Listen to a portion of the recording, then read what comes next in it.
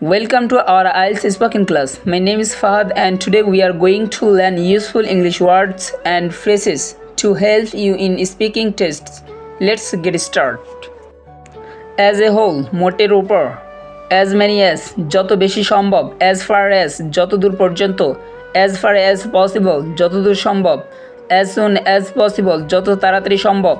as possible, যতটুকু সম্ভব, as usual, সচরাচর,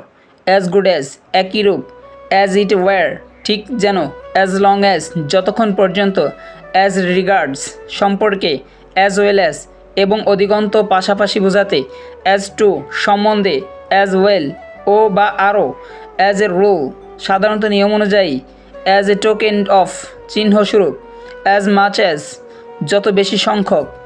as just as, এই রকম, as busy as a bee, মৌমাছির মতো ব্যস্ত, as blind as a bat, বাদুড়ের মতো অন্ধ।